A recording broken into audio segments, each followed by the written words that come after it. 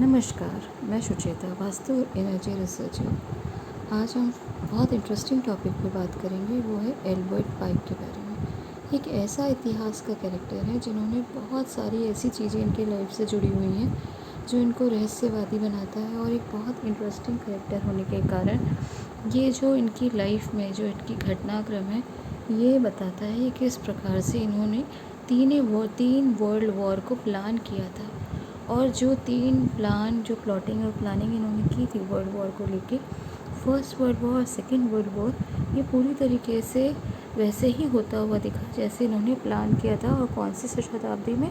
18वीं शताब्दी में सारी चीज़ें आपको होती हुई स्पष्ट नज़र आ रही हैं। और इसीलिए ये बहुत ही ज़्यादा इम्पॉर्टेंट है कि जो दो वर्ल्ड वॉर हो चुके हैं और जो इन्होंने थर्ड वर्ल्ड वॉर प्लान किया था, कहीं ना कहीं सत्य होता हुआ नज़र आ रहा है। और हमारा काम क्या है? हम रिसर्चर हैं। हम ज्योतिष, वास्तु, एनर्जी को रिसर्च करते हैं, स्टडी करते हैं उसकी इंटेंसिटी को। और जब शास्त्रों में, प्राचीन शास्त्रों में पढ़ते हैं, ये कॉन्टेम्प्रेरी शास्त्र में बहुत सारी मिलावट है। जितने भी हम प्राचीन शास्त्रों को या संतों को हम पढ़ते हैं, हम उनको डिकोड करने का प्रयास करते हैं, क्योंकि सनातन धर्म में वास्तु और ज्योतिष मात्र एक प्रिडिक्शन का तरीका नहीं था। ये स्पिरिचुअली अपने आप को रेजिन करने का, अपने को उठाने का एक माध्यम था। इतने सारे सिद्ध महात्मा, देखिए वास्तु सिर्फ एक या ज्योतिष सिर्फ एक किसी सिद्ध ने या किसी एक महात्मा के नाम से नहीं जाना जाता। हर ऋषि ने हर एक परंपरा को अपने तरीके से उसको डेवलप किया, उसको नरिश किया। जैसे कि जैमिनी ऋषि ने अपना, जैमिनी उनका शास्त्र है। पराशर ऋषि का नॉर्थ इंडिया में खूब ज़्यादा जो है पॉपुलर है, फेमस है। आज हर व्यक्ति पराशर ऋषि को स्टडी करता है, उनके एस्ट्रोलॉजी के ज्ञान को जो स्टडी करता है। तो यानी कहने का अर्थ है, भृगु महर्षि हों या जितने भी महर्षि हैं, उन्होंने अपना छोटा मोटा योगदान दिया ही है। और आज भी आप देखें, जो इस पे रिसर्च कर रहा है, कहीं ना कहीं वो नई से नई चीज़ें अपने आप ही कुछ ना कुछ रिसर्च करके उसको सरफेस में लाता है, समझता है और उसके गहराई को जानने का प्रयास करता है। तो जब हमने इसको पहले, मैंने आपको बताया था कि कोर्स किया था, तब हमने सिर्फ इसे देखा ये रिसर्च का माध्यम नहीं है, स्पिरिचुअलिटी से जुड़ने का तरीका है।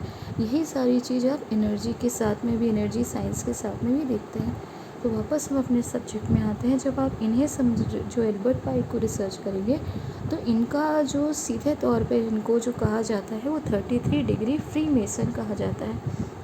अब आपको ये समझना बहुत ज़रूरी है कि 33 डिग्री फ्री मेसन, अगर आपने ये सारी चीज़ें इनका जो नाम के साथ जुड़ा है, इस चीज़ को समझ लिया, तो आपने पूरा जो है इनकी गहराई और इनकी जो, हमने आपको बहुत सारे इनके बारे में जानकारी दी है, आप प्लेलिस्ट में जाकर दे सकते हैं, क्योंकि बहुत मल्टीफेसाड और बहुत मल्टीटास्किंग पर्सनैलिटी थी। इन्होंने अपनी लाइफ में बहुत कुछ अचीव किया और बहुत सारी चीज़ों में ये दक्ष थे। लेकिन यहाँ पे इनको 33 डिग्री फ्री मेसन क्यों कहा जाता था, ये जानना बहुत आवश्यक है। क्योंकि ये सीधे तौर पर 33 डिग्री यानी एक ऐसी सोसाइटी, सीक्रेट सोसाइटी से जुड़े थे जिसके ये सबसे हाईएस्ट यानी सबसे इम्पॉर्टेंट और सबसे ऊंचे पद पर विराजमान थे। और 33 डिग्री का मतलब होता है जो व्यक्ति सबसे ऊंचे पद में विराजमान हो। अब ये एक साइंस है कि 33 डिग्री ही क्यों, क्योंकि 33 डिग्री जो है वो आपके बैकबोन का सबसे जो है, 33 डिग्री जो है वो वर्टिब्रास में डिवाइडेड है, और सबसे इम्पोर्टेंट जो है स्थान पे इनको 33 डिग्री। और हम देखते हैं कि जब हम शिव विद्या साधना भी करते हैं, तो इसमें भी 33 डिग्री का यहाँ पे बहुत इंपॉर्टेंस देखा जाता है। वास्तु में भी इसको बहुत महत्व दिया जाता है। और मेसन का क्या मतलब होता है, यानी वास्तु शिल्पकार। मेसन का यहाँ पे अर्थ होता है जिसको एकदम डिटेल तरीके से पता हो कि कोई बिल्डिंग को बनाने का क्या कारण है, उसको सीक्रेटली मैनिपुलेट करना अपने तरीके से, जैसे हम डिकोड करते हैं। हम इंटीरियर डिज़ाइनर होके या कोई आर्किटेक्ट किस प्रकार से लोगों के माइंड के साथ खेलता है साइकोलॉजिकली, मनोविज्ञान के अनुसार। जैसे मैंने आपको केतु के ऊपर वीडियो दिया था, हम कलर्स के बारे में बताए थे, तो वो भी इंटीरियर डिज़ाइनिंग के पर्सपेक्टिव से बताए थे कि किस प्रकार से इंटीरियर डिज़ाइनिंग में हर एक कलर का प्रयोग किया जाता है, इसका स्पेसिफिक एजेंडा होता है। आप कोई भी कलर कहीं पे भी नहीं कर सकते, ये तबाह बर्बाद कर देता है। यहाँ तक कि कोई भी आप जो है स्टाइल, शेप्स या पैटर्न्स को कहीं पे भी आप यूज़ नहीं कर सकते। लाइनिंग्स को किसी पर वर्टिकल है, हॉरिजॉन्टल है या कोई भी पैटर्न को आप किसी प्रकार से भी यूज़ करते हैं तो इसका बहुत बड़ा प्रभाव आपके मस्तिष्क में होता है। कई लोगों को यही नहीं मालूम होता, जैसे हमने ग्रे कलर के बारे में बताया कि उसके अंदर सोसाइटल टेंडेंसी क्यों डेवलप हो रही है या चेंजेस क्यों आ रहे हैं, कोई व्यक्ति क्यों अध्यात्म या एक बिल्कुल मुक्ति और मोक्ष की तरफ क्यों बढ़ रहा है। ये सारी चीज़ें प्ले करती है वास्तु, और ये इसको ही हम स्टडी करते हैं इंटीरियर डिज़ाइनिंग और वास्तु के माध्यम से। इस पे हमने बहुत से वीडियो दिए हैं। तो कहने का ये अर्थ है कि ये एक ऐसी सोसाइटी से जुड़ा था जो कि हम इल्यूमिनाटी कहते हैं या हम अपनी भाषा में इसे परिसाइटी कहते हैं। ये ऐसी सोसाइटी, जैसे इल्यूमिनाटी पे आप रिसर्च करेंगे, गूगल करेंगे या यूट्यूब में आप इसको रिसर्च करेंगे तो आपको हज़ार वीडियो मिल जाएंगे। लेकिन ये कॉन्स्पिरेसी थ्योरी वाले जो बहुत सारी ऐसी चीज़ें जो मिस कर देते हैं और बहुत सारी चीज़ें वो अपने तरीके से भी जोड़ देते हैं, क्योंकि ये पूरी तरीके से ये जो है समझना बहुत आवश्यक है इसकी गहराई को, क्योंकि ये पूरी दुनिया को वर्ल्ड प्ले की तरह, एक दुनिया जो है उनके लिए प्लेग्राउंड की तरह है। उसे कंट्रोल करना और उसके से जो पैरासाइट करता है उस दुनिया से लोगों की एनर्जी को सक करना, और किस प्रकार से सक कर रहे हैं, किस प्रकार से ये लोगों के साथ खेल रहे हैं, या जो सिस्टम बने हुए हैं, भले वो पॉलिटिकल सिस्टम हो, एजुकेशन सिस्टम हो, मेडिकल जो आपका है, ये सारी चीज़ों आपस में जो है ये सारे सिस्टम इंटरकनेक्टेड हैं। और इसको कंट्रोल करने वाले जो लोग हैं उसे हम डार्क फ्री मेसन या हम इल्यूमिनाटी एक सोसाइटी की तरह से वहाँ जानते हैं, या 13 फैमिली के तरीके से अलग अलग इसको नाम दिए गए। परंतु ये पैरासाइट्स है, इसलिए इनको पैरासाइटी कहना बहुत आवश्यक मुझे लगता है। ये इस तरीके से समझना या लोगों को बताना बहुत सहज है। तो कहने का ये अर्थ है ये बहुत ऊपर की ये एक सोसाइटी में काम करते थे और इन्होंने ही डिसाइड किया था, और इनके जो लेटर्स मिले जिन्होंने ये सारी चीज़ें, और ये भी समझना बहुत आवश्यक होगा जो हम आपको आगे बताने वाले हैं, कि ये बहुत इम्पोर्टेंट पद और प्रतिष्ठा के साथ में जुड़े रहे। ये जो अपने समय के सबसे महत्वपूर्ण, जैसे हम देखते हैं कि हमारे समय के महात्मा गांधी जैसे कल स्टैचूज़ और ये सारी चीज़ें देखने को मिलती, तो इनके नाम पे भी बहुत सारी बिल्डिंग्स हैं, बहुत सारे स्टैचूज़ हैं जो पूरी दुनिया में आपको देखने को मिलते हैं। स्पेसिफ़िकली अमेरिका और ब्रिटेन जैसे कंट्री में इनके सोसाइटी के साथ जुड़ा होना और इनके जो इनके बारे में जानकारी आपको बहुत सारी जो है वो अवेलेबल कुछ है भी, अगर आप इनको डिटेल में स्टडी करें, क्योंकि यही एक व्यक्ति थे जिन्होंने बहुत सारी चीज़ें डिस्क्लोज़ की, इनके माध्यम से डिस्क्लोज़ हुई। और ये इन्होंने जो है, जैसे कि आप पिक्चर्स में देख रहे हैं कि कितनी संस्थाओं के साथ में इनके कनेक्शन, ये सब हम आपको बता चुके, इसलिए रिपीट करने से फ़ायदा, अगर आप देखना चाहते हैं तो प्लेलिस्ट में आप जाकर चेक कर सकते हैं, क्योंकि इनके बारे में जानना कितना इंटरेस्टिंग है, क्योंकि ये बहुत सारा जो है एक इंटरेस्टिंग कैरेक्टर है इनके पास। वैसे मैंने बताया कि मल्टीफेसार इनके पास में स्किल्स थे, और इसीलिए मुझे लगता है कहीं ना कहीं 33 डिग्री फ्री मेसन के लिए इनको जो है सिलेक्ट किया गया अपने समय के साथ में, जो इनको ये पद ओहदा मिला। और यहाँ पे आप देखेंगे कि ये इनका जो महत्वपूर्ण योगदान रहा सोसाइटी को, कि इन्होंने एक लेटर लिखा मज़ीनी को, और इस व्यक्ति के जो लेटर्स इन्होंने जो लिखे थे वो डिस्क्लोज़ हो गए एक पत्रकार के माध्यम से। और यही सारी चीज़ें जो बाद में जो पब्लिश की गई पत्रकार के माध्यम से, जब सारी चीज़ें पब्लिश हुई तब लोगों को पता चला ये सारी चीज़ें प्लान और प्लॉटिंग जो है वॉज, तो सारी चीज़ें पहले से इसके बारे में जो है तैयारी की जा चुकी थी। ऐसा कोई भी चीज़ नहीं था जो कि अचानक भयानक हुआ। पूरी दुनिया में हम सोचते हैं कि अचानक जो है ज़ार को, जो फर्स्ट वर्ल्ड वॉर आपने पढ़ा होगा इतिहास में कि किस प्रकार से जो फर्स्ट वर्ल्ड वॉर की बात की जाए, जो हमको लगता है कि अच्छा ये इस प्रकार से हुआ, या जो हम आज पढ़ रहे हैं उसी को सारी चीज़ों को इन्होंने बहुत अच्छी तरीके से अपने लेटर के माध्यम से डिस्क्लोज़ किया। आप यहाँ पढ़ सकते हैं, और इसमें लिखा हुआ है कि अगस्त 15 जो 1871 में ये जो इनके लेटर्स जो हैं वो पब्लिश किए गए, और इन्होंने 17वीं शताब्दी, 16वीं शताब्दी 18वीं शताब्दी में इनके जो लेटर्स डिस्क्लोज़ हुए उसी में इनके सारी चीज़ें जो प्लान की हुई थी वो जो है लोगों तक पहुंचना शुरू हो गई। और यही कारण था कि इनको इतना ज़्यादा जो है महत्व दिया गया। और देखिए आप, एक बहुत इंटरेस्टिंग चीज़ इनके साथ में हुई है कि ये जो वर्ल्ड वॉर थे, जैसा इन्होंने फॉर्मेटेड किया या जैसा उनको फॉर्म करने की प्रयास किया, ये सारी चीज़ें एकदम स्टेप बाय स्टेप सही तरीके से होती गई। देखिए जैसे यहाँ पे एल्बर्ट पाइक के एक लेटर में ये लिखा था, एल्बर्ट पाइक ने जो बताया है फर्स्ट वर्ल्ड वॉर के बारे में। इन्होंने बहुत स्पष्ट रूप से लिखा था, the first world war must be brought about in order to permit the illuminati to overthrow the power of the tsar in Russia. Tsar Russia में किसको कहते हैं? राजा को। तो इल्यूमिनाटी जो ये इनकी सोसाइटी थी, उनका पहला काम था कि ज़ार की पावर को रशिया से हटा देना है, and of making that country a fortress of atheistic communism. और यहाँ पे ये बता रहे हैं कि ये एक तरीके से जो है पूरी कंट्री को, ये पूरी जो है नास्तिक लोगों की और कम्युनिज़म की, यानी जो कम्युनिस्ट लोग हैं वैसी सोच ये पूरी जो है जो हम देख रहे हैं रशिया में, चाइना में।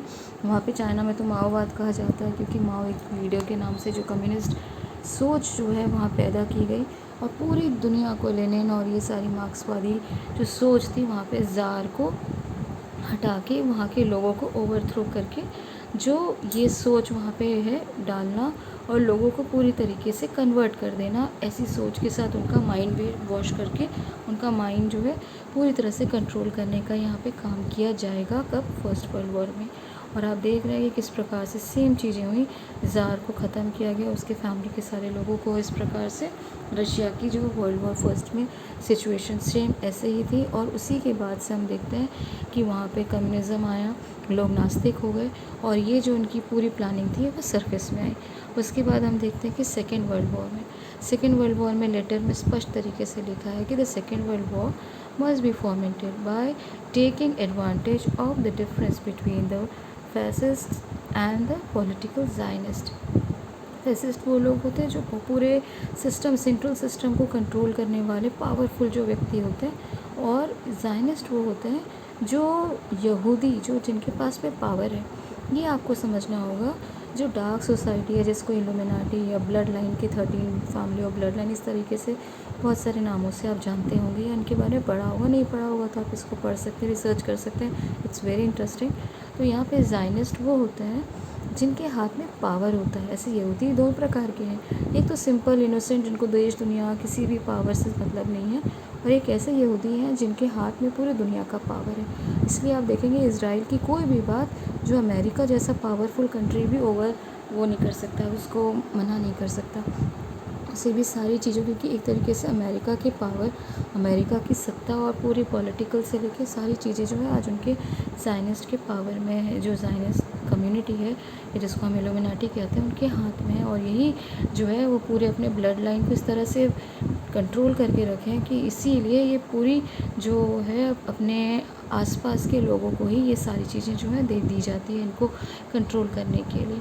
और इसके बाद लिखा है this war must be brought about so that the Nazism जो हम जर्मनी में देखते हैं, यानी जो हिटलर का जो ये नाजिज़म, उसका ही नाजीज़ के साथ में जो था, is destroyed, and that the political Zionism be strong enough to institute a sovereign state of Israel in Palestine. अब यहाँ ये बता रहा है कि किस प्रकार से जो ज़ायनिस्ट पावर है वो जो है जर्मनी की पावर यानी हिटलर को ख़त्म करेगा, और यहाँ पे जो ज़ायनिज़म को और स्ट्रॉन्ग और पावरफुल करेगा। और यही ज़ायनिस्ट कम्युनिटी यानी जो यहूदी कम्युनिटी है वो फ़लस्तीन में इज़राइल का निर्माण करेगी। During the second world war international communism must become strong enough in order to control Christendom. अब यहाँ ये बता रहा है कि इसी समय देखिए अब बनाया जाएगा सेकेंड वर्ल्ड वॉर के समय पूरा इंटरनेशनल एक जो ये कम्युनिस्ट सोसाइटी है इसको और स्ट्रॉन्ग कर दिया जाएगा, और एक तरीके से जो है आपस में इसको क्रिश्चियनडम के साथ में कनेक्ट कर लिया जाएगा। इसीलिए आप देखेंगे कि जहाँ कम्युनिस्ट लोग होते हैं वहाँ क्रिश्चियनिटी फलती फूलती है, और ये आपस में हम यहाँ पे जो हम देखते हैं अपने छत्तीसगढ़ में, जहाँ कम्युनिस्ट होंगे वहाँ पे क्रिश्चियनिटी दिखेगी, जहाँ क्रिश्चियनिटी दिखेगी वहाँ पे ये सोच आपस में कनेक्टेड है, जो ये कि हम एल्बर्ट पाइक का यहाँ पे देख रहे हैं, there is strong enough connection between them. तो यहाँ पे ये चीज़ें आपस में इंटर रिलेटेड होगी, और ये दोनों आपस एक दूसरे को स्ट्रॉन्ग करेंगे। और ये चीज़ें जो है, अब ये लास्ट लाइन ये बताती है कि कम्युनिस्ट जो सोच है वो एम्पावर या वो कंट्रोल करेगी क्रिश्चियनडम को। अब यहाँ पे ये जो है उनके सेकेंड लेटर्स है, या जो सेकेंड वर्ल्ड वॉर के माध्यम से जो इन्होंने बताया। और उसी समय आपने देखा होगा जो सेकेंड वर्ल्ड वॉर का फॉर्मेशन हुआ, वहाँ पे फ़लस्तीन में इज़राइल का जो है बनाया गया कंट्री को, और वहाँ पे ज़ायनिस्ट जो है लोग आके बसना स्टार्ट कर दिए थे। पूरे दुनिया से यहूदी इकट्ठा होकर वहाँ रहना शुरू कर दिए थे। अब ये बहुत इंटरेस्टिंग है, क्योंकि जो यहाँ पे लोग कहते हैं कि यहूदी सारे ज़ायनिस्ट हैं, तो ऐसा नहीं है। तो यहाँ पे इनके पास में पावर है, परंतु जो इनका पावर सिर्फ इनकी ब्लड लाइन के साथ जाता है, ये भी आपको जानना आवश्यक है। अब थर्ड हम देखते हैं कि थर्ड वर्ल्ड वॉर का फॉर्मेशन कैसे होगा। अब ये बात यहाँ पे बहुत इंटरेस्टिंग है, क्योंकि हम जो बताना चाहते हैं वो इस वीडियो में इसी इंफॉर्मेशन के कारण, क्योंकि जो थर्ड वॉर हम देख रहे हैं, हम आकाश में देख रहे हैं, ग्रहों के माध्यम से अंतरिक्ष में ऐसे ही स्थिति बन रही है जो बहुत ही एडवांस एकदम जो है कि पूरे परिवर्तन को लाने वाली चीज़ें हैं। और साथ ही साथ आपको देखने को मिलेगा कि एनर्जी भी बहुत ज़्यादा जो है वो बिल्कुल आपको लगेगा कि परिवर्तन को लाए बिना ये एनर्जी शांत नहीं होगी, क्योंकि प्रकृति के माध्यम से, युद्ध के माध्यम से, बीमारी के माध्यम से बहुत बड़े चेंजेस आपको होते हुए दिख रहे हैं और दिखेंगे। आप कहीं भी, आप इसको अब इग्नोर नहीं कर सकते। आप नहीं कह सकते कि नहीं प्रकृति शांत है।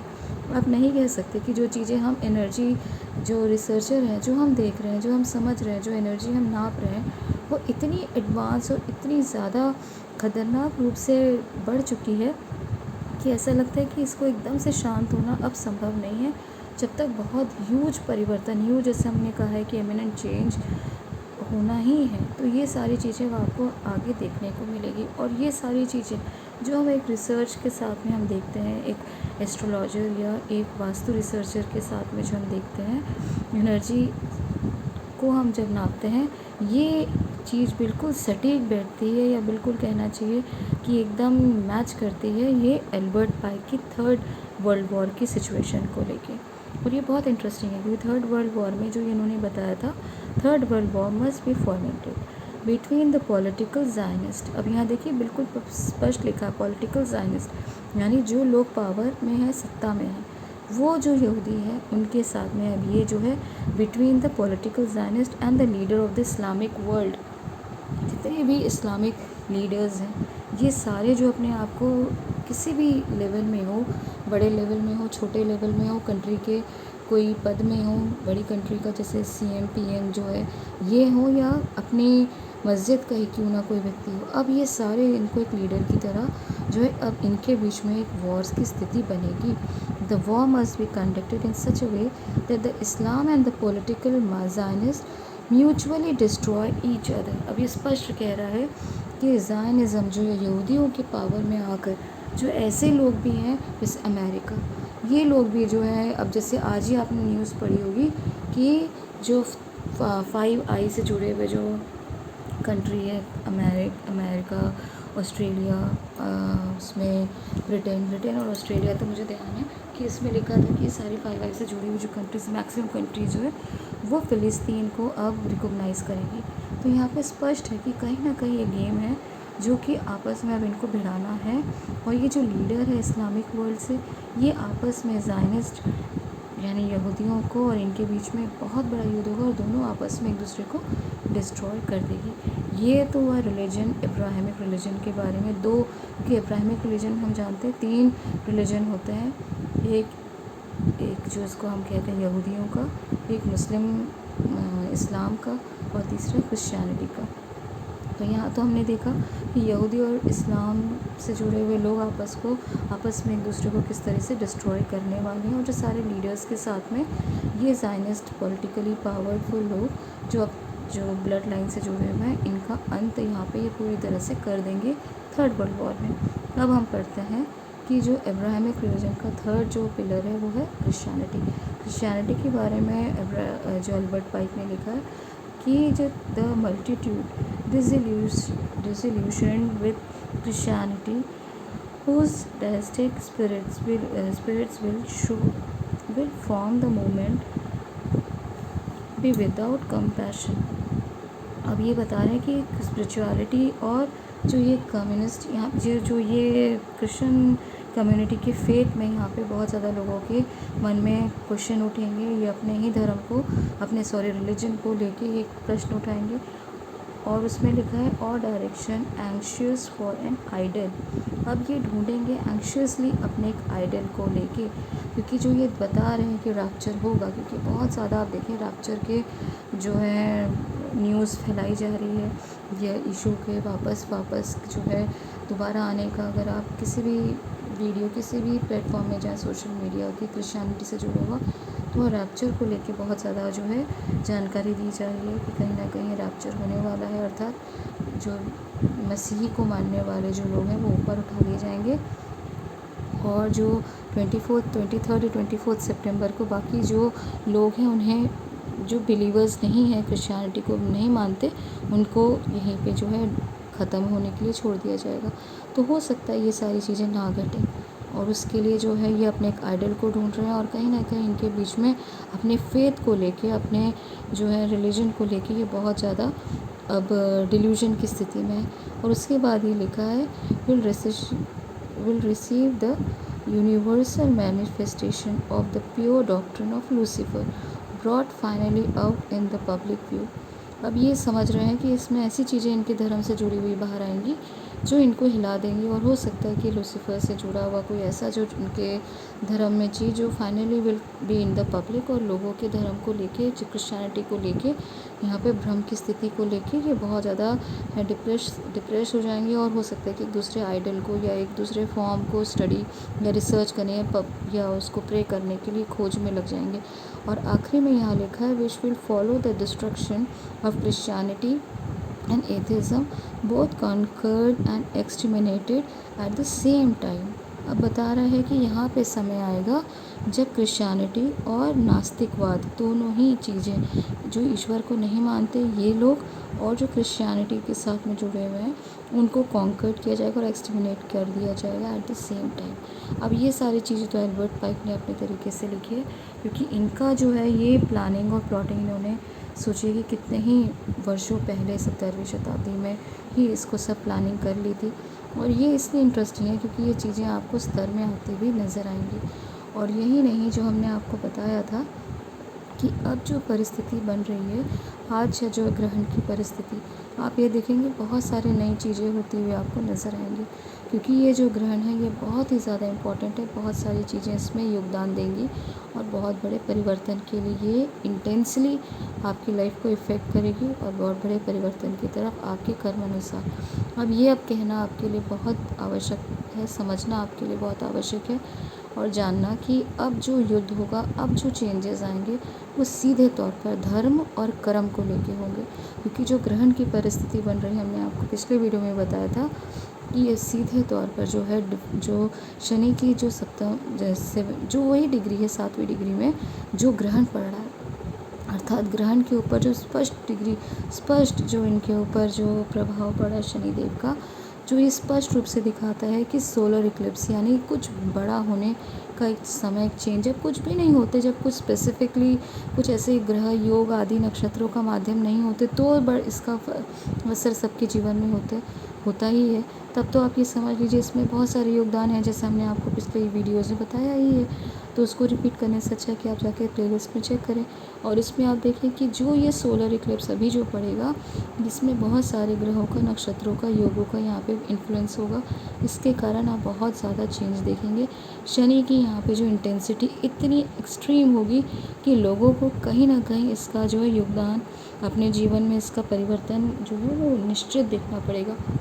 और धर्म को लेके कोई भी ये नहीं कह सकता कि नहीं हम तो नहीं मानते, या हम अपना, क्योंकि धर्म का अर्थ क्या है? धर्म का अर्थ रिलीजन नहीं होता।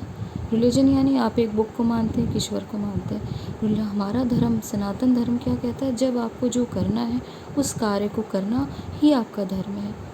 जैसे एक पत्नी का धर्म, एक सैनिक का धर्म, उसको जिस समय जो करना है वो उस कार्य को करना ही धर्म है। तो ये हमारे धर्म की परिभाषा है। जो आप अपने समय अपने धर्म से, अपने कर्म से जुड़ेंगे और सनातन से जुड़ेंगे, तभी आप देखें कि कहीं ना कहीं आपकी रक्षा होगी। और इसीलिए हम सनातन सात्विकता के प्रति आपको हमेशा आपको इनकरेज करते हैं कि ये चीज़ें आपकी लाइफ में होने जा रही है, समझिए, चेंजेस को जानें और ये परिवर्तन का समय है।